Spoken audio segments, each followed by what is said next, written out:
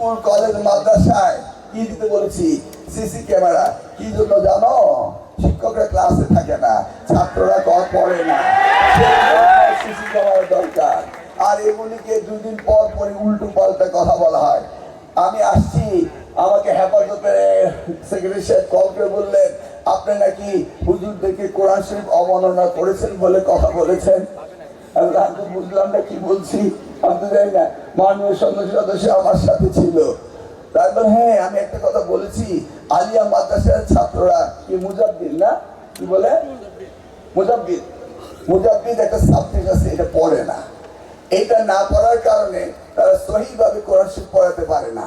তা আমাদের 9000 ইসলামিক শিক্ষক নিয়োগ আমরা দিতে পারছি না। 9000, কারণ মাদ্রাসা এই সাবজেক্টে কেউ পড়ে না। তা ওই সাবজেক্ট না পড়লে ইসলামিয়াত শিক্ষক দেওয়া যাবে না, এটা হলো নীতিমালায়। তা আমি বলেছি যে ওরা যেহেতু এটা ভালোভাবে পড়াতে পারে না, মুজাদ্দিদ সাবজেক্টটা নেয় না, তাহলে আমরা কওমিকে দিয়ে দিই। এন্ড কওমিকে দিতে হলে আবার প্রবলেম হলো কওমি ইকুইভ্যালেন্ট না, এই জন্য আমাদেরকে ইকুইভ্যালেন্ট তৈরি করতে হবে নীতিমালায়, সেটা করব। কিন্তু সেটাকে ব্যাখ্যা দিয়ে দিল যে কোরআন শরীফকে অবমাননা করা হয়েছে, বুঝলেন তো? এই যে কিছু বদ বাহিনী আছে শুরু করেছে আমাকে নিয়ে, বলে ফেলেছে আমি নাকি পরীক্ষার রুটিন দেবো, পরীক্ষার দিন। আমি ট্রেনে বললাম আপনারা লিখে দেন, পরীক্ষার ফল হওয়ার পরে উনি দিবেন।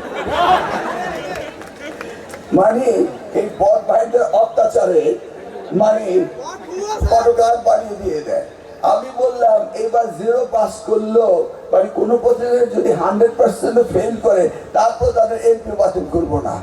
ওরা লিখে দিল এবার ফেল করিলে এমপিও বাতিল।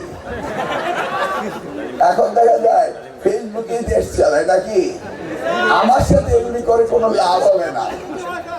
আমার কাজ আমাকে করতেই হবে, আমাকে শিক্ষা ব্যবস্থা পরিবর্তন আনতেই হবে।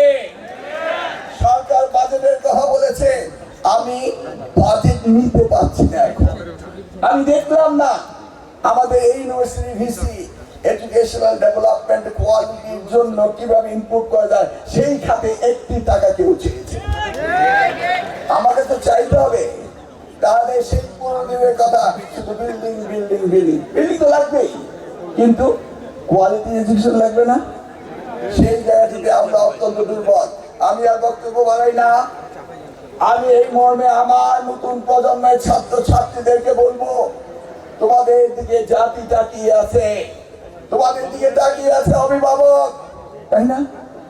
অতএব আজকের পর হতে যতদিন এই বিশ্ববিদ্যালয় থাকবে, প্রতিটি মুহূর্তে লেখাপড়ার কাজে লাগাতে হবে।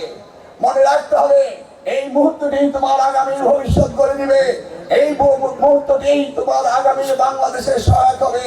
যেই দাবি রেখেছেন আমাদের প্রধানমন্ত্রী জনাব তারেক রহমান, যেই দাবি রেখে গিয়েছিলেন দেশমাতা বেগম খালেদা জিয়া, আমি শহীদ জিয়ার সঙ্গে আমার ছাত্র রাজনীতি শুরু হয়েছিল, একইভাবে তিনিও শিক্ষাকে ভালোবাসতেন। অতএব শিক্ষায় সবচেয়ে গুরুত্বপূর্ণ বিষয়।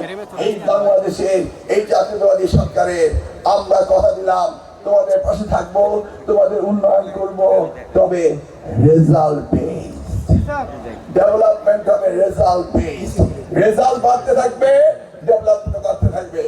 আর শিক্ষক নিয়োগে যদি কোনো দুর্বলতা হয়ে থাকে, আমি প্রত্যেকটি অনুবীক্ষণ যন্ত্র দিয়ে আমি দেখব, মাইক্রো লেভেলে দেখব, এবং কোন শিক্ষক নিয়োগে মেধাবী কাউকে বাদ দেওয়া যাবে না। যদি বিগত দিনে গিয়ে থাকেন, সেইটার ব্যবস্থা আমাদের নিতে হবে। শিক্ষকরা মেধাবী হতেই হবে, এর কোনো বিকল্প নাই, তাই না?